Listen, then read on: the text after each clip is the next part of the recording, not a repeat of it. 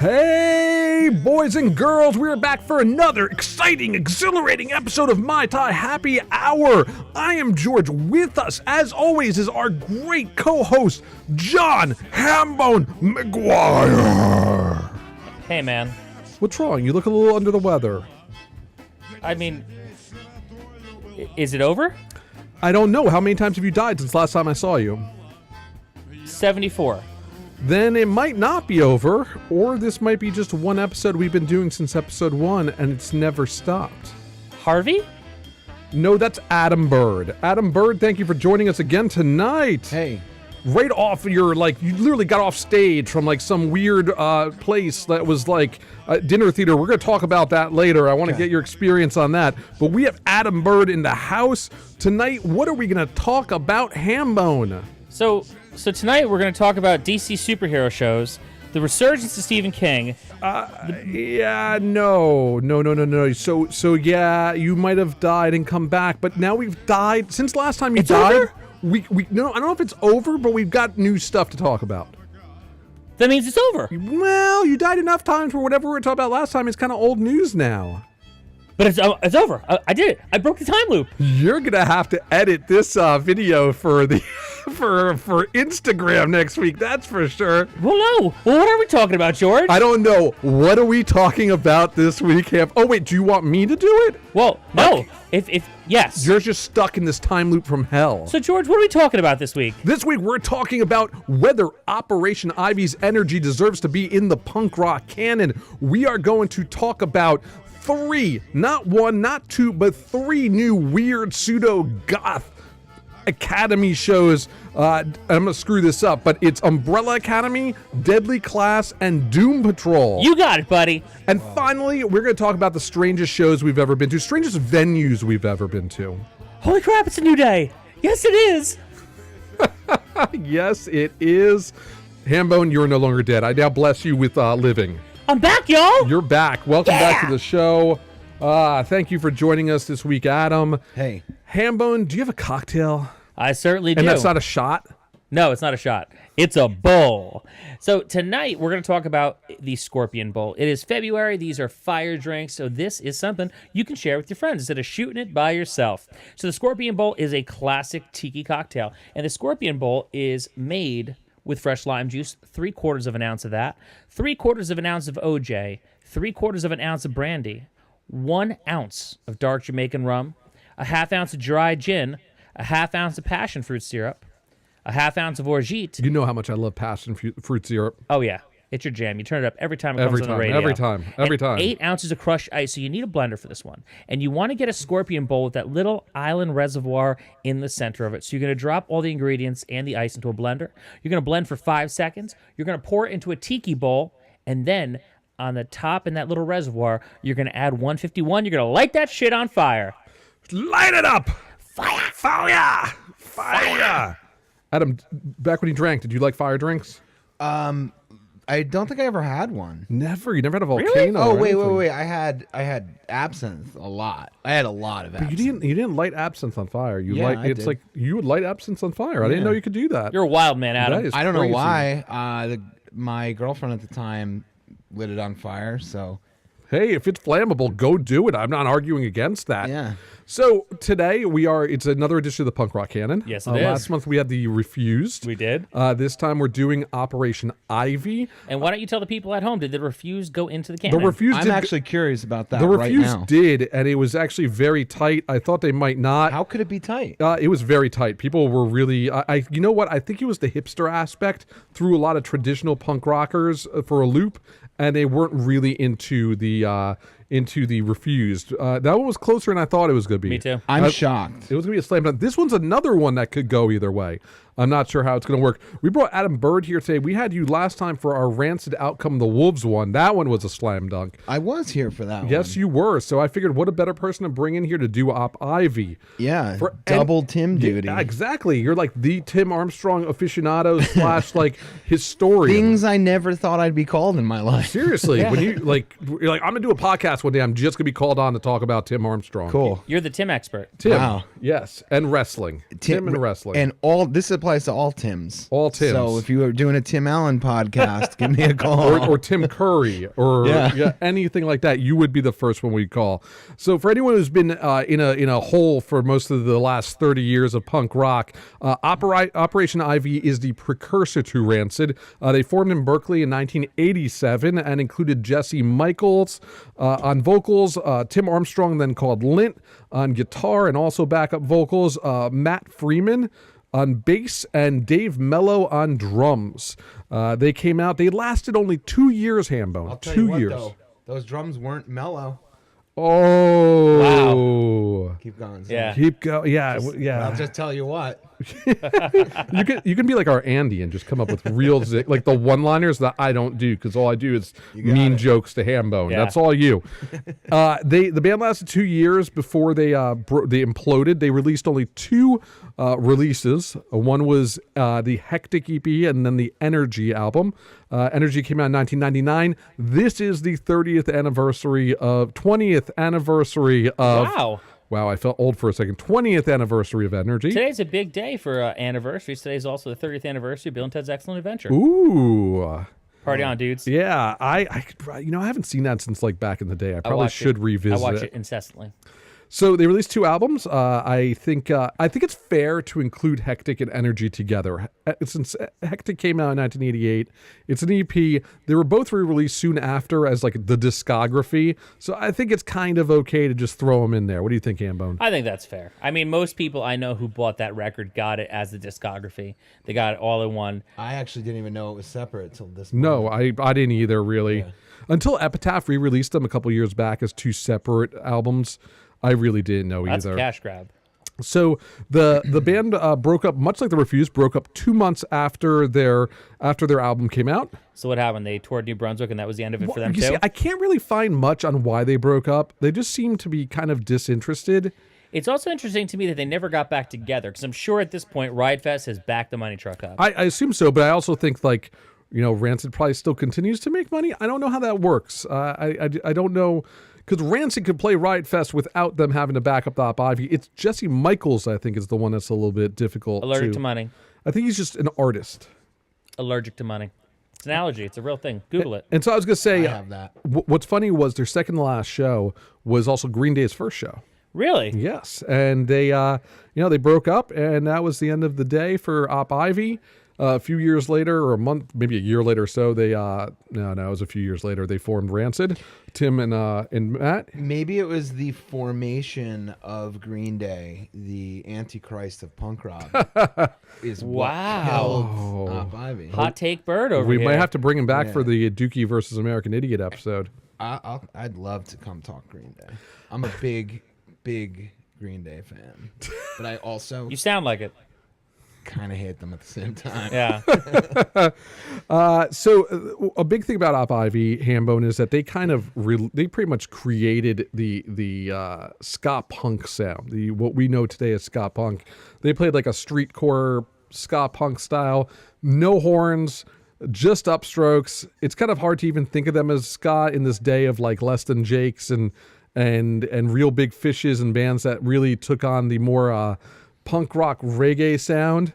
But that's Op Ivy in a nutshell. Again, 2 years, their entire life story told on Rancid's journey to the end of the East Bay. What are your thoughts on Op Ivy, Hambone? I love it, but I don't.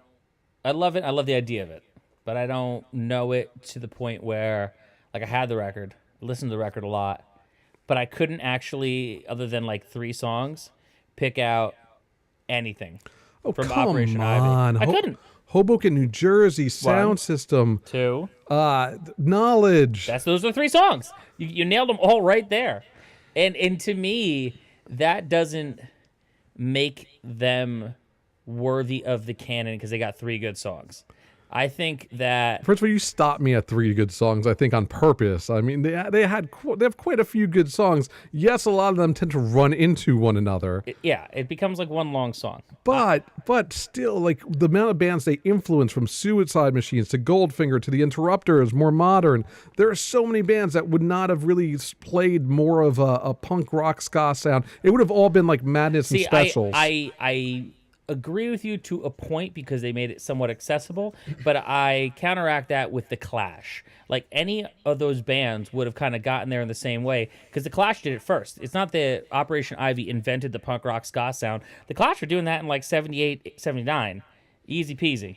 So I think of Op Ivy as like proto Rancid in the same way that for people who are super knowledgeable of the Foo Fighters, Dave Grohl did Pocket Watch beforehand, and it's like it's basically Foo Fighters, but it was called something else. So can I ask you a quick question, a little sidebar? Yeah. Are you going to go into this whole thing about the Foo Fighters because you're kind of dressed like Kurt Cobain right now, or? No, but Kurt Cobain's not in the Foo Fighters, Hambone. I know, but I figured it was close enough for rock and roll. But same, From same. the same city, though.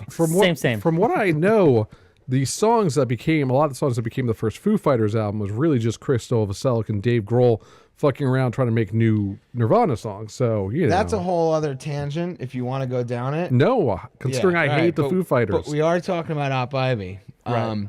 So I think of them as like the proto Rancid, and I think that's a great record, but I always had this like legendary view of them. Mm-hmm. And I don't know if it's just because of like me being a Green Day fan when I was a kid.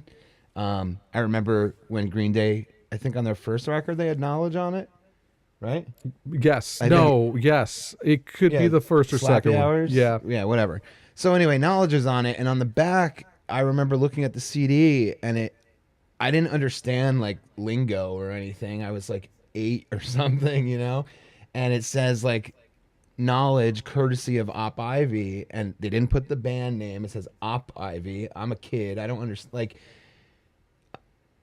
so when I did find out about Operation Ivy later, I don't know. They were like the first band in my awareness that was like legendary. That like a band I like covered one of their songs. Do you get what I'm trying to say? about completely. I get that. They're like the first band I ever encountered in my life that way, that like a band I liked was influenced by these guys. So like I had that respect thing.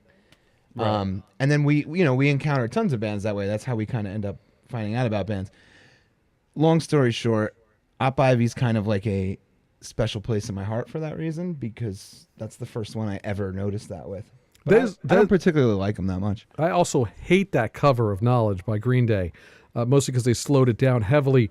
I don't think of that as much as an influence by, as much as it was similar to how the Offspring covered Total Immortal by AFI. Yeah. At like the same time, both of them had them as singles. I think it's more one of those things where it's like trying to help a brother out, maybe get Op Ivy some money after the fact. See, I thought of it though that Op Ivy was bigger at the time when Green Day would have recorded Well, it. they played their last show at the first Green Day show, so it's safe to say that they were probably a lot bigger at the time. But again, 2 years. Yeah, so bigger is a relative term. Yeah, that's Bigger, fair. and Adam, you're a musician. Yeah, you yeah, come yeah. from- so I it's really a, should It's know a better. relative term because, so yeah, they're bigger, but they're bigger in that kind of small pond. So at the Gilman Street, like they're the biggest thing in Gilman Street. That's a venue that holds like what, a few hundred people? Yeah, And so they're bigger in their area, Yeah. but not nationwide. right. But to Green Day, who's coming up and who sees them as the band that's selling out Gilman Street, they're the biggest band in the world. So Yeah. it's influential, but in a very small pond kind of way.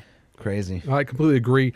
I feel that Op Ivy, well, definitely took on the whole. They helped hone the whole Gilman Street Berkeley sound. I think them and also their godfathers, the Dead Kennedys, pretty much helped establish what would be that, all the bands that came out following them, Rancid, AFI. I came into this episode firmly on the side of how could anybody possibly not put Op Ivy in, and Hambone's burning hate for them has turned me the other way. Really? Yeah, I don't think they should go in anymore because I've never seen a man with such passion. Well, as let me tell you Hambone something, has. Adam. When you die 74 times, you start working heel. I honestly believe that Op Ivy is one of those bands that, you're right, if they were to reunite, they would be like if the Misfits. Oh wait, they did reunite. Yep. If the Dead Kennedys were to reunite, With Jello Biafra? yes, with Jello Biafra, Whoa. I think it would be a similar thing. I don't think Op Ivy could sell out Madison Square Garden or the Prudential Center. No, That said, if they rolled up to Riot Fest, and Riot Fest Yes. is a good barometer, I think, for bands getting back together At the drive-in. At the drive-in, because if it's a one night only thing, or like one night in Denver, one night in Chicago, like that's the kind of thing where people are gonna flock to it and drive up ticket sales. That said, a nationwide tour, no fucking way they could sell out Madison Square Garden. No fucking way that they could sell out any small arena. Like Terminal 5, sure thing. So But that's not special. That is not special. Yeah, the move at like a Riot Fest one night only thing is the move. Yeah. That's why Let's do it. I'll look. We can get them back together. No, let's go and be Op Ivy. Oh, I could totally be up. I thought you were going to reunite Pensy Prep and play Riot Fest. No, I mean they're never, I don't think you're that. they're never gonna back the bunny truck up for me, man. Oh, that face. They can't pay enough for what fucking Pensy Prep is worth. Yeah, hot dogs and handshakes. And maybe some vinyl reissues. You are turning red, Hambone. Why? I just think the whole thing is fun. So they never reunited, but Rancid on their 2006 tour, I think I saw them with Josh at BB King's. They were playing a decent amount of Op Ivy songs in like the interlude where they would do the acoustic set, so to speak. Right. They ended up playing a few songs. Well, that's a much better move, because you know what the last thing I want to see during a Rancid show is? A fucking acoustic set. You were wrong, It by the wasn't way. that bad. They were playing for a while. Yeah. You see, that's why we can't watch wrestling while we're doing a podcast, because then you take my attention away. Yeah, the Usos just won the belts back. I guess that's what a DWI and facing down cops will get you. Hey, man, you can't lose when you're The Rock's cousin. Look, Jesse Michaels, Tim Armstrong are reunited to do a song on Tim's Tim Time Bomb thing. Who's it they did a while back? So Right. it looks like they're all friends. I've heard it's just more Jesse Michaels. Like, I don't want to go back and do that. Yeah. You know, maybe there's a reason. Maybe you want to tour. You Very know, Robert Plant of him. very, very much so. It is. And, I appreciate that to a degree, because I look at Bob Mould, who does not ever want to get back together and do Husker Du again. Like, and believe well, me. now, like a third of them are dead. But before this, like, they constantly would get offers to reunite, and they never did.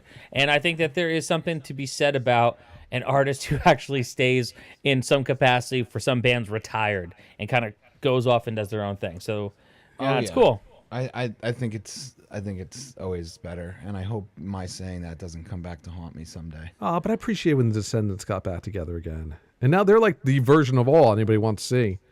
Yeah, wow. I mean, it's not. Oh, what about Jawbreaker? No, I appreciate that, because I loved it, because I went to see it. Did but it suck? No, it was excellent. Okay, so this argument doesn't even hold water. No, it does hold water, because there's sometimes, if they didn't come back, I would understand, because I understand to a degree why you don't want to go back and live in the past. But then again, I also understand as an adult male about to turn 40, if they want to back that truck up and give me some money to do something, I would be into that too, because, bills. Look, end of the day, I think Op Ivy's either the Energy album or their discography belongs in the punk rock canon. I think they helped define what ska punk is. I think there's a million kids our generation that were getting tapes made, like counterfeit tapes, to hear them and learn about them because they loved Rancid. They went back out and found Op Ivy and fell in love with that album. I vote in. Adam. You vote in. My vote is officially up for sale. Whoever wants to bribe me, I will be on your side. George and Hambone, I'm taking offers as of now. Oh my God, he sounds like Ken. Jesus Christ, I'm having flashbacks. Ah, Triggered. you can't do that. Hambone, well, how do you vote? It's going to be a no from me, Doug. I think you're overestimating how many people were influenced by Op Ivy. I am not overestimating. You are wrong. Adam, you are lame. People, it's up to you. I will throw it up on our on my Facebook live page, and we will share this out. We want you to vote. Let us know what you think. Should Op Ivy's energy be in the punk rock canon? As always, you can only get one album per band. This would be it, which Which is kind of it. Vote yes or vote no. Or slip a $5 into Adam's Venmo, and he'll vote yes for you. At the end of the Or day, no. At Adam Bird. it's all you. It's all you, people. Thank you so much. And, Punk Rock Canon lives on. Forever. Next month, we do a three-way dance, the Ramones. Oh, well, that deserves a 3, or even like a 4-corner match. No, three-way, because there's only three of us. I don't want to argue, we got to go. yeah. The house isn't going to vote. The house is not And gonna Josh vote. is already doing, I think, Rocket to Russia I might be doing End of the Century. You have not. We're gonna surprise us with yours. Wild card, bitches. You should do the Spider-Man theme song. Yeah, and only that. That's the representation of the Ramones. It's kind of all you need. Or the medley that they did at the the MTV Movie Awards, where they did like "Girl, You'll Be a Woman Soon," and they did like a couple of hits, like Oh, God. wedged in there. Yeah. How you remember that?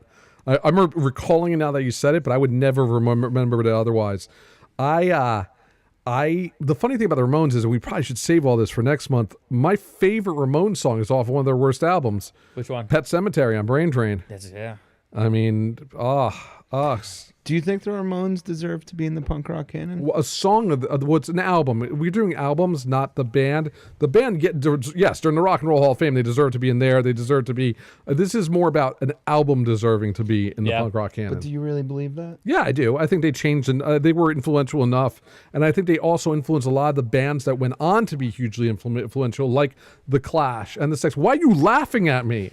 I think he's fucking pulling your leg, and you're just going for it. Fuck you both. I hope you die and have to relive the worst day of your lives over and over. Oh wait, Hambone, Already that was dead. last. Yeah, that was last too week. soon. Yeah, Too soon. Yeah, Adam. That is a great experience, though, to have, to relive the worst day of your life over and over again. I hadn't learned enough karate though when I was dead. Oh, all right. Sorry. So, okay, yeah. So you just kung fu'd your way out of the worst situations.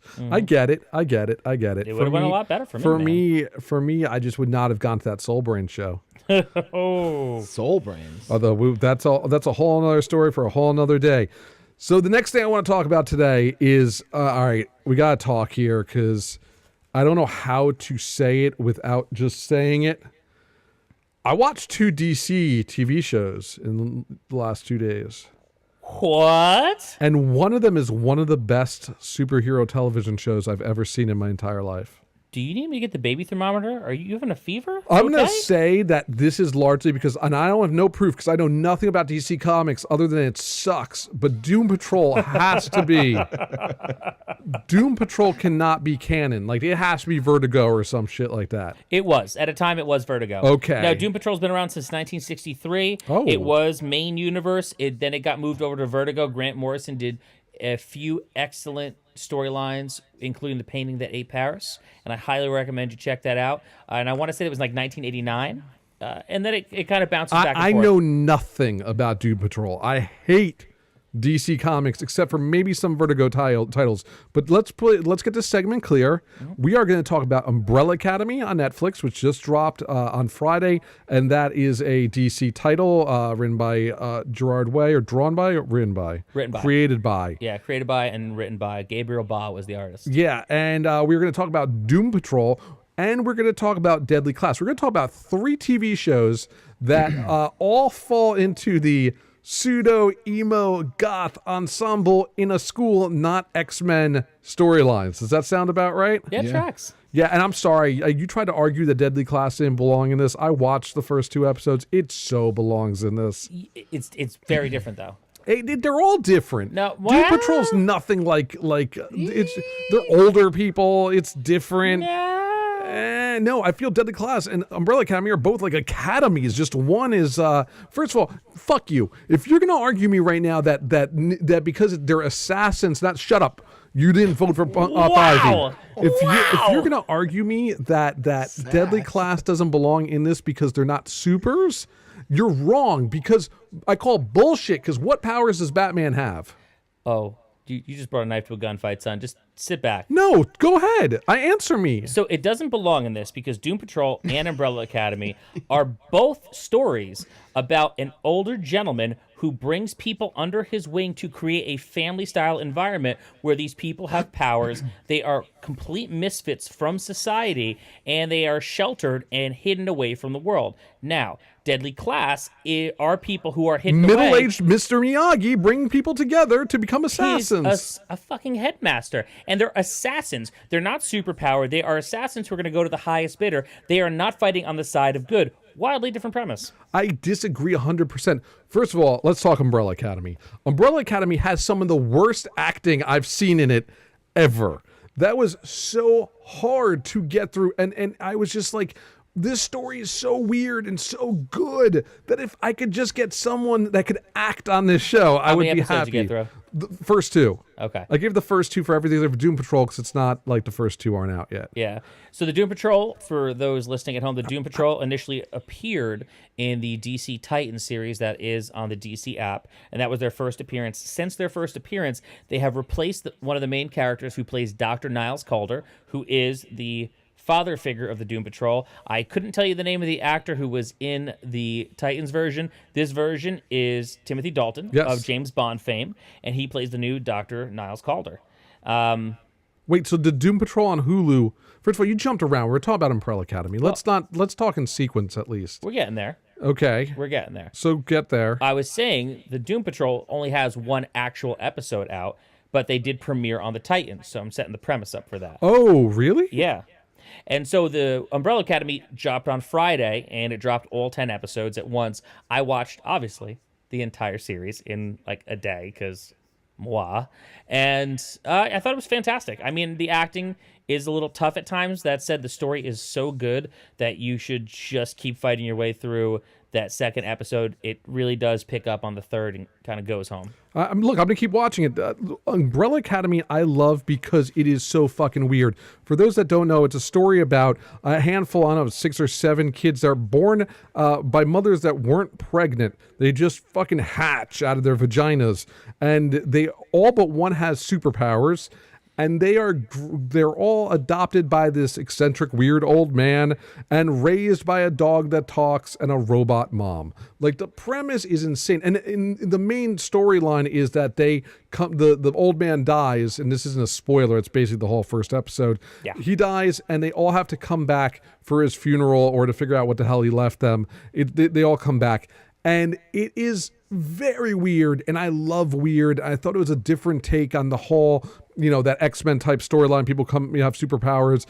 My favorite character on it is actually Ellen Page, who's the only actual actor on the show. Yeah, she's fantastic. And she's great, and I love that she's the one that has no powers and wrote the tell-all book about how shitty her family is. Spilled some tea. Adam, I cut you off before. Is there anything else you'd like to add? I don't remember. Yeah, you're not a fan of the DC superheroes either, right? No, I think DC is terrible, and So you're sitting on that couch. Right on, I take back fucking you. Or herself. Whoa. You know what I mean? What I said. I don't think you can take back that. Yeah. you That could came have out taken wrong. me to dinner first. Take It's back. Yeah. It's like the old joke about being straight edge. You can stop drinking, you can stop smoking, you can't undo the screw. So just took it to ham bone That school, came out Adam. wrong. That You're came welcome. out wrong. I'm sorry. I got ham boned. So that's what I think of Umbrella Academy. Like, I just wanted it to be good, but the acting is so bad. Maybe it picks up. It's really tough. Like, some of the characters are so cartoonish of themselves. Like the one guy who's always barefoot that, I forgot what his, Seance? Yeah, it just doesn't work for me. Some of their powers, I'm just like, couldn't they have just done that to begin with? The part of the thing that makes the show great is that they don't give it all to you up front. The way the Umbrella Academy unfolds is, and I mean, I read the comic, but the comic came out in 2007, so I don't fully remember how the comic went. That said, I see the show as kind of telling the story a little better than it was told in the comic because they got the chance to stretch their legs out a little bit. And you actually didn't get everything up front as far as how the powers work and who actually does what and what roles they play in the family. I don't agree with you. I don't think the acting is as bad as you are making it out to be. That said, it is absolutely worth sticking through. They do a lot of great character work. They pay things off, and when it pays off, you are very happy that you went on this whole thing and watched all 10 episodes of it. Very, very good. Now, I will say Doom Patrol blows it out of the fucking water, like nuked out of the water. And here's the thing, and this is what I will say about Doom Patrol. I agree with you 100%, but I can only agree with you on the one episode because that's all you get right now. Now, here's the thing. A big problem that I have with a lot of shows that I've seen recently, including I Am the Night, including the first episode of The Umbrella Academy, it's hard, and I can imagine that it's hard when you're telling a long story to kind of get what you need to get off the ground in the first episode. That said, the Doom Patrol drops a tactical nuke, blows that shit right up. It is one of the best first episodes of a TV show that I've ever fucking seen in my life. Yes, it's Game of Thrones. It is next fucking level. And let's talk about Brendan Fraser for a second. I am so happy to see Brendan Fraser back. I fucking love Brendan Fraser. Always have, always will. He had some hard luck past few years, had some hard times, and now he's back as fucking Robot Man, which is awesome. So this show, the acting is incredible, and they have some of the greatest people. I mean, Timothy Dalton alone, but Brendan Fraser, everyone in there is fantastic. This is the story of a handful of there are more adults, mostly scumbags, who die, and somehow it's not really clear, gain superhuman powers as they're having their near-death experiences. They don't die; they have near-death experiences. And in the case of Robot Man, he has his brain transplanted into a giant robot, so it's not really a superpower.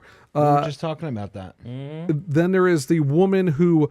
Elastigirl, read it. Yeah, she just. Oh, that's what we need to talk about that because they don't really get nicknames yet in the first one. Well, okay, so forgive me for those listening at home. I've read the Doom Patrol, so I have a little more information than you do right now. And also, having seen them pop up in Titans, I kind of have like a little lead on you here. Is it Brendan Fraser in Oh Titans? yeah. I did not. Oh know yeah. that, 'cause- The only person that they changed out was Dr. Niles Calder, because of course, if you're going to be able to get Timothy Dalton, you get Timothy Dalton.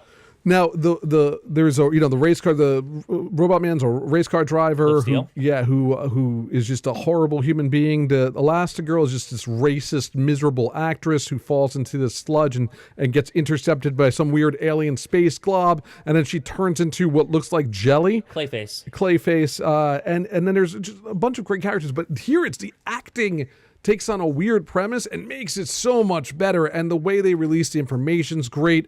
I love it. I'm so excited to see how it plays out. I'm very upset I can't binge this show. Yeah, that's my problem with it. And I love it. Again, you don't really know what their powers are just yet, if they all have powers. There is a great cliffhanger towards the end. It's just this, again, same premise. A bunch of people with superpowers get together by an old man who gets them all into under one roof, or makes them. We can't quite tell just yet. And don't say what you know from the comic book. I won't. I love it. I love it too. I am shocked. Like that. Are you really shocked? that you liked a DC property? But Absolutely. but you do know I like good television. But still. And you can understand where if you watch Doom Patrol and then watch Umbrella Academy. Well, I mean, I watched Umbrella Academy although I saw the Doom Patrol pop up, I watched Umbrella Academy first. It's interesting because Gerard Way has worked on both Umbrella Academy and the Doom Patrol, and they're both very similar. And then DC ends up dropping the Doom Patrol on the same day as Umbrella Academy. That's some petty shit. Well, come on, the Fire Fest. Like, this stuff is like so bad right now between Netflix and Hulu. You call that the king. It's Richard Petty. I don't know. I love it. It means better Yeah, I stuff made a for NASCAR us. joke. Firefest? You're The Firefest documentaries on behind Hulu a few and Netflix. episodes. Oh. Yeah, you're behind a little bit. I watched that. And then Deadly Class. Yes. Deadly Class, so you want to know something crazy? Yeah. I've been seeing the promos for it on wrestling, I believe. Oh, yeah. And I thought it was the promos for the Umbrella Academy. Because I'm sorry, you argue what you want. I can see that. But they have the same freaking outfits. I mean, it looks a lot like the younger Umbrella Academy people. This is the story of a school of assassins. Very much the story, a modern day story of Arya from Game of Thrones. Oh, yeah. How they find kids who have experienced death and or have killed people and get them off the streets and put them in this assassin academy where they're trained to be assassins. Very stylized. Very stylized. Very much like I'm blanking on the name of that show on that was on AMC. Assassin Children. No, it was like a samurai show. It's still on. It's very stylized. Oh, I know what you're talking about. I just don't know the name. Yes, but I'm didn't watch blanking. it. Killer right- Kids. No, stop it. Barter Town. No. Master Blaster. Master Blaster. Yeah. No. Tie Me no. Up Toddlers. I hate you all. Well, here's the thing, and a question I have for you. One of my big problems with Umbrella Academy was they have like just a couple points in the series where they just start fucking dancing, and nothing turns me off faster to a show when because they do a very good job with good job with the music in Umbrella Academy. I would dare say some of the best. If they're going to signal a song to pop up, they do great work with it, except for like 2 instances where like the characters just start dancing, and I don't know what the fuck is going on with that. What I want to know from you, George, is how do you feel about the way they dump the 80s music into Deadly Class? Deadly Class is all awesome punk rock music. Like Agent Orange is in the first 10 minutes. Yeah. I mean, it's pretty awesome. So for Deadly Class is one thing you should know is while the acting is also pretty terrible, around the same level as Umbrella Academy, you do have Henry Rollins in there too, playing the school teacher. You have a buttload of punk rock nostalgia. Instead of going 80s nostalgia like everyone else seems to be doing, they're going punk rock 80s nostalgia. Oh, it's great. The soundtrack is amazing for Deadly Class. It's funny because I'm just sitting here, and when I see anything in the 80s now, or anything set in the 80s, I have like a countdown that starts in my head with how long until they play The Killing Moon by Echo and the Bunnymen. And they managed to get through, I think, at least 4 or 5 episodes before they play The Killing Moon. And I think that's a mark of quality. But they did no, The Killing Moon's in the first episode. Is that the first episode? That's the very first episode. Oh. Hambone. And the Russo brothers are behind, blends. the Russo brothers are somehow behind this. Yeah. The executive producer. I don't know. It's Rick Remender who did X-Force most recently for Marvel. He did an Avengers run. Very good writer. First episode's called Radiant Youth. Second episode's Noise, Noise, Noise. Yeah. Very, very punk rock driven. I love it. I think right now there's no character on it that I really like give a shit about. That's the only thing I'm a little stuck on right now. Like there's no one on that show that I'm like, oh, you're very interesting. But again, stylized, fast-paced, punk rock. Great fighting. I think it's on the same level. First episode's in, I think it's on the same level as Umbrella Academy. And Doom Patrol just like butt fucks them all out the water. Dude, Doom Patrol is going to be the hit of the year. Adam, I want you to go watch Doom Patrol. Find it somewhere. I don't know how you find it, but watch Doom Patrol. And it's about butt fucking in a pool. No. You are completely taking my words. Do you have headphones in twisting under them. that hood? No. All right, for those listening on the podcast and not actually watching on the stream, Adam has his hood up. He's wearing sunglasses indoors, and he seems to be a couple steps behind us. Also, very Kurt Cobain. Very, very Kurt Cobain. A little on the nose. A little on the nose. A little on that. If he comes in next time wearing a dress, circa Headbangers Ball era. Just Kurt don't Cobain. give yourself that doofy Kurt Cobain haircut he got before the Video Music Awards, where he looked like he cut his own hair with a bowl. And don't blow your brains out. Yeah. I mean, I think that's the first thing we should go. You know, you did tell me you have a problem with bearing the lead, George. Thanks for writing the ship there. Yes. Please don't kill yourself, Adam. It's just a pair of sunglasses, fellas. Well, it's the exact same pair, and your hair is kind of like in that vein. And your nails are done. And your nails are done. And you're wearing a striped shirt. I mean, I could put up a cover of Spin Magazine. We can go like face to face and like kind of. What's funny is like All 2 right. weeks ago we had Jonathan Levine on, whose band sounds a lot like Nirvana, which I noticed after we saw him live. That's where I realized, oh, he's right on the money. The live, who also happens to be on the same record label as you, Adam. That's true. Which I did not know until I met your record exec at the thing. He just came in dripping of money in his Cadillac. Yeah, he is very. He No, is that's a why I rich- picture all. That's why I picture all record execs to be. Yeah, like. no. He's a lot like the Monopoly man. Yeah.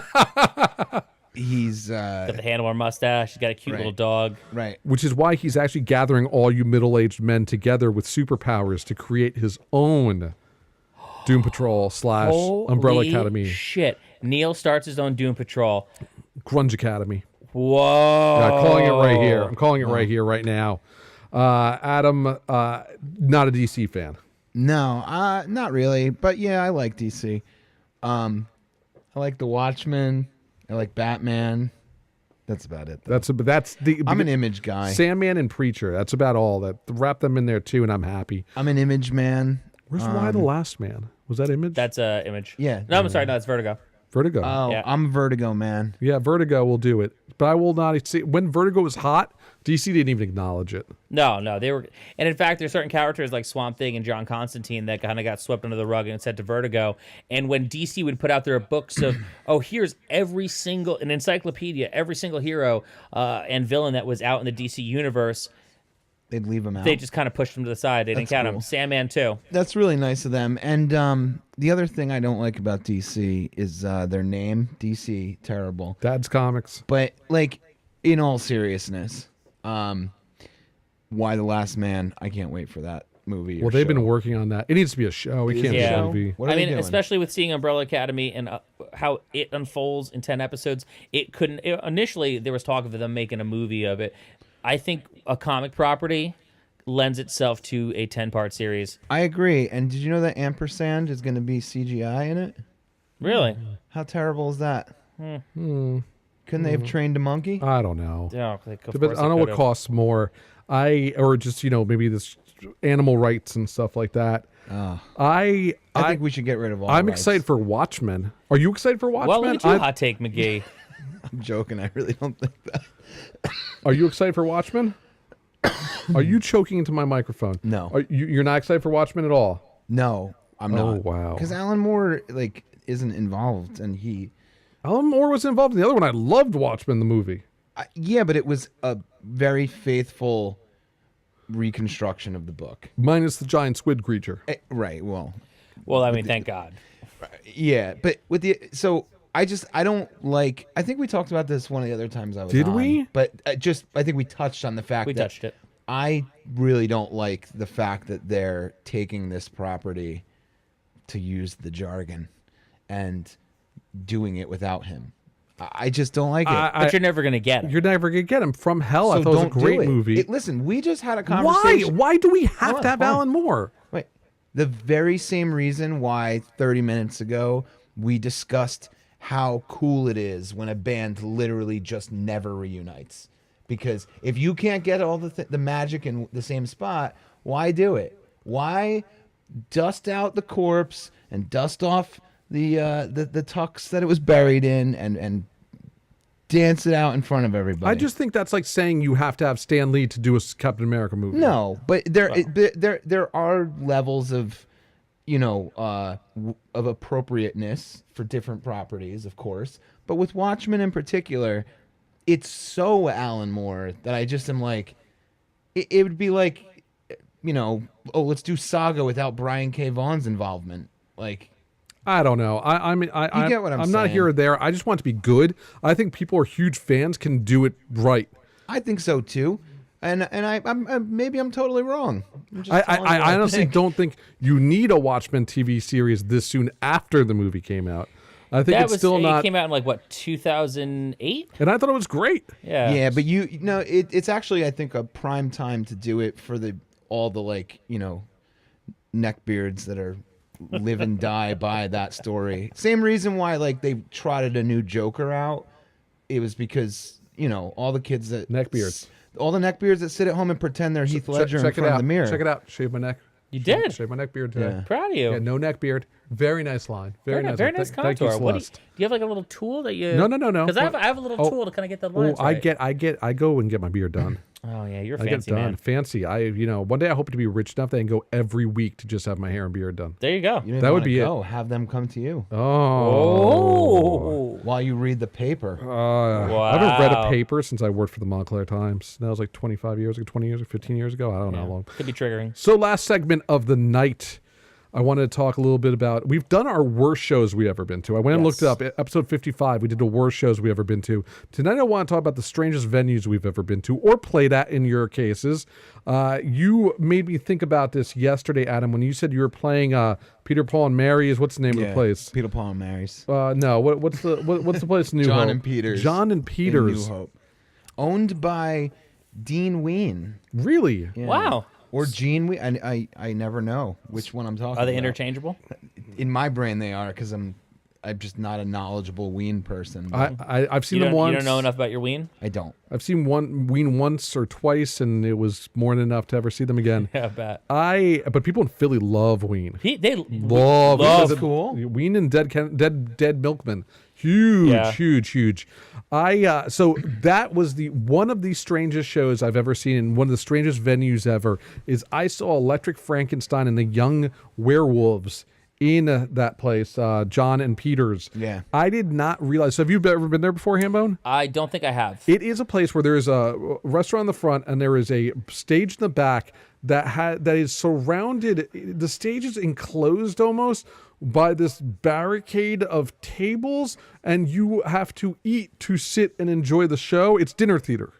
Yeah, You saw Electric Frankenstein? there? Yes. It's yes. It is so weird. it's cool though. It is so strange, and I had a photograph, and I couldn't quite photograph it because there's no standing room. It's only dinner theater. Weird. It's like if you go to BB King's, back when BB King's, sadly, BB King's RIP, the venue, when you used to go see someone like Morris Day and the Time or like Dick Dale, they had seating all the way up to the front and you ate while watching it. You had to order something. Very much like this place. Very strange to see a punk rock show. For you, it might have been a little less weird, so you guys do a lot of acoustic electronic work. But for Electric Frankenstein, where they're trying to rock out and I'm eating like key lime pie, very, very strange. That does sound kind of delightful, though, eating key lime pie and watching Morris Day in the Time. Yes, and it was great for that. Not so much for young werewolves in Electric Frankenstein. No. How about you, Adam? Any strange places you played that you're like, what the hell am I doing? Oh, yes. Let's see. Either that you played at or that you saw a favorite band at. So I saw Foo Fighters play at William Patterson University. See, but they weren't quite famous yet, though. I mean, see, yeah, that's the Everlong one. That's was the out, that's the so. one thing I'll put up because I also saw Rage Against the Machine at Rutgers, Right. and saw some weird shit like Bouncing Souls in Weston at William Patterson, where there was a no touching rule, and if you went and like physically touched somebody, literally just bumped up, security would jump in and stop you from touch. Like there was a 1 foot rule. That's cool. Weird. I Very remember weird. I was at School of Rock once. I think it was the last Folly show, or I think so, right? So, and it was the summer, and the show was probably oversold, but I mean, it was just crazy packed, and the AC broke, Oh. and Heath, the guy who ran the shows, got one of those like giant ice cubes, like comic sized, like the size of this couch, and then like had a fan like shooting it towards the audience. That is weird. That's weird. That's weird. That's weird. Hambone? So, I mean, playing in a band, I've played people's houses. I've played Yeah. people's living rooms. Sure. I played one time we were in D.C., and we got booked into this house, and I was playing in a band called Sleep Station at the time, and I love Sleep Station. yeah, we heard it. Thank you, man. We were going to play there. We heard there was going to be like a potluck, and we're like, oh, man, this is great. We're going to get like a home-cooked meal. This is awesome. And we get there, and it was like, I want to say the first time I'd ever fully encountered vegans, and this is how long ago it was. So we get there, and they're doing like a vegan potluck, and there's no air conditioning in this house. And they're making like kale and a bunch of other like just vegetables That's and the beans. first time you ever experienced kale. Well, I didn't, because me and my buddy, we left. We went and found an Irish pub and had a few too many pops and some burgers, and then went back. But I mean, when you're in a band, you play people's houses, you play basements, you play like little warehouse venues, you play wherever you can. One of the weirdest places I've ever played was in Pensy Prep. We played the Midtown Grill in Clifton, which is down the block from the Clash Bar, and we played in the parking lot of the Midtown Grill. I couldn't tell you what the event was, but a lot of wrestlers always make the joke, oh yeah, we're lucky if we got a hot dog and a handshake. Well, that day, Pensy Prep got a hot dog and a handshake. That's what we got paid. Wow. And have you ever seen any bands in very strange venues? I saw Bigwig in a McDonald's. Do you remember the McDonald's? I've heard about that. Yes, the I heard McDonald's about that show. was over across the street from Willowbrook.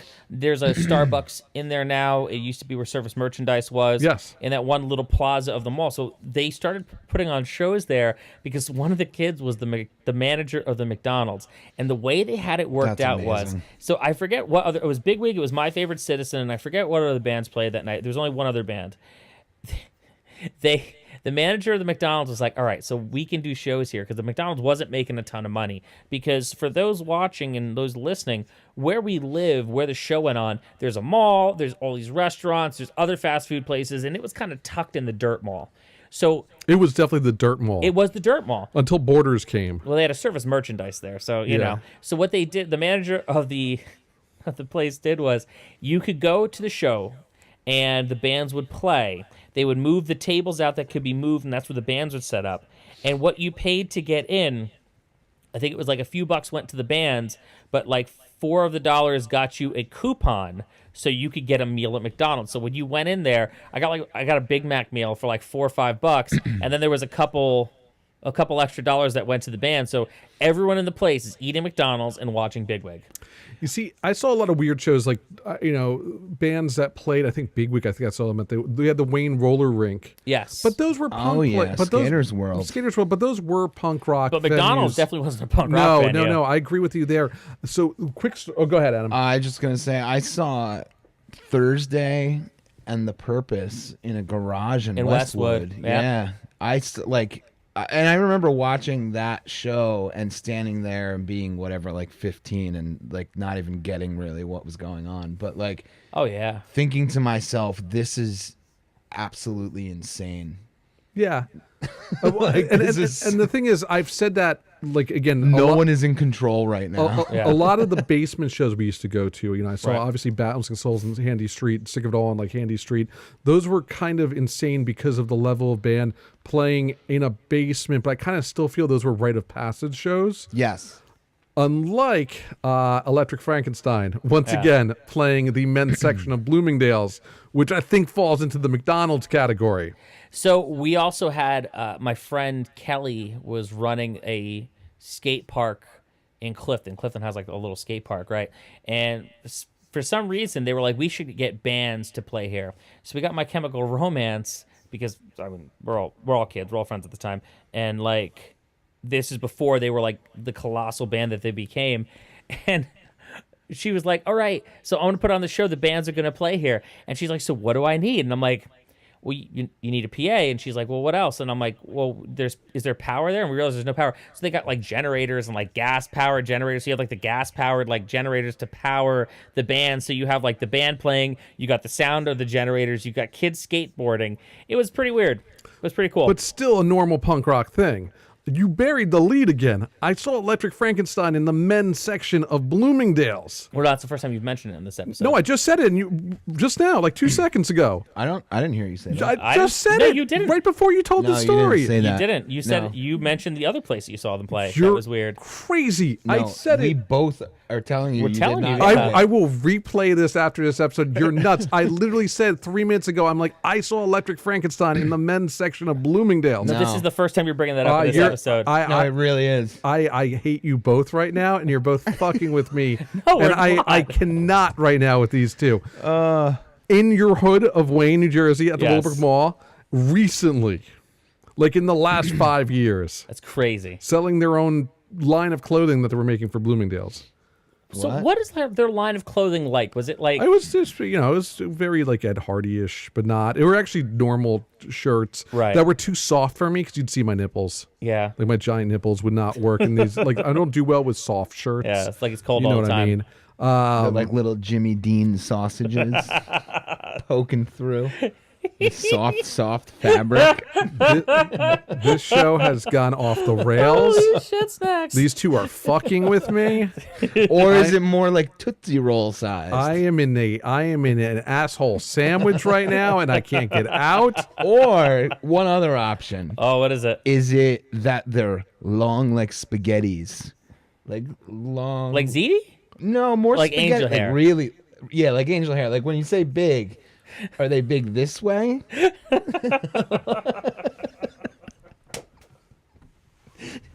I don't know what he's talking about. Imagine like a Twizzlers pull and peel. I'm so lost with that. We are just gonna go home because I'm throwing you both out, especially for that no sell. Adam, how can the kids find you? Where are you playing next? How do you find out more about the great A Bird? The thing that we update the most is Instagram. So at @abirdmusic. That's probably the most. That's where we put every single show we play, like before it happens. And we have a whole bunch of stuff coming up. I'm actually supposed to be in New Hampshire right now playing a show, but it got moved to the spring because That's kind of a better move. yeah, and as it goes, storms roll through the New England area at time to time, and they blow plans onto different dates of the calendar, and that's what happened here. Blow plans. Low plans. I look forward to that. I look forward to seeing you live. Oh yeah, you At gotta some do that point, I soon. need to do it. We're gonna play in May. There's like this new thing that they're gonna be starting to do in I think Rutherford. That like nice I don't know what it's called. Off At the, the top of my movie head. theater? Yeah, like used to be a movie theater or something. I don't It know. still is a movie theater, but they Okay. have it's like one of the areas has like a big stage area. Yes. So they're gonna be starting to do shows there this spring, Oh, and we're cool. doing one of those, one of the kickoff shows. So you can come to that, George. I will definitely check that out. We can go get pancakes first. Meanwhile, I'm no selling you now. How can the kids find you, Hambone? You can find me on Instagram at John Hambone McGuire, where I'm taking pictures of my adventures in the podcasts I produce. You can find me on Twitter at Hambreaker, where I'm giving mostly hot takes on cute animals and Dungeons and Dragons. You do more than that. He breaks ham. He talks about weird the punk rock and pop culture things on there too. I do talk about that stuff as well. You again bearing the lead. I'm What does working that on mean? it. That means that the most important thing he puts last, or just just buries it. See, Just that's a good move though. That's like I like people who do that because it's like you're rewarding somebody for paying attention to you. Like give them the treat at the end. I mean, that's possible. That's Like if possible. J.K. Rowling opened up the series with, Harry sort of kind of weirdly dies and comes back to life and may or may not be like English Jesus Christ, then you wouldn't want to read 7 books of it. Can we talk for a second about why Ronda Rousey is wearing a shield outfit? She looks like Sonya Blade. I think that's what she's That's what they're going for, but she does also look like she's replacing Roman Oh, Reigns. and Becky Lynch is dressed like Reverse the Bride from Kill Bill. Reverse the Bride. That's what it is. Can I just say, if you guys are not watching Edge and Christian this season, you should, because it's some of the funniest shit in the world. Look, I'm George. You can reach me at GLK Creative on Instagram, at GLK Creative on Speaking Twitter. of which, Charlotte's dressed like the Bushwhackers right now. Yeah, she's like wearing an overall, no bra. I am cutting the seltzer you off from the seltzer, Adam. I did have too much seltzer You today. can reach me at cultofgeorge.com, where I just published with Cyclone Static photos. Yes, so good. And you can find My Thai Happy Hour, all archives at mythaitv.com. Make sure you rate, review, and subscribe. Tell us what you think. Tell us if you love the show. Tell us if there's anything we should change. Tell Hambone how he's a dick for cutting me off before and then forgetting he cut me off before. I died 74 times. You can I'm a stop. heel now. You can all stop sending me dick pics, please. Please. I know they're not your penises. Start sending him oversized nipple pics. Yeah. Hambone might enjoy those more. No! Yeah, Stop go it. ahead. Go ahead. Anything you want to send to Hambone, send to Hambone. No! Send me not nothing. Me. I want Not nothing me. from you. I regret having my email address as the main address on this. I don't. I am George. That's Adam. This is Hambone. This is our theme song. We are out. Do it. Everybody remember, be nice. Aloha.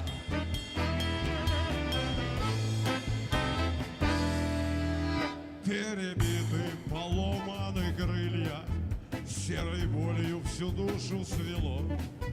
Кокаин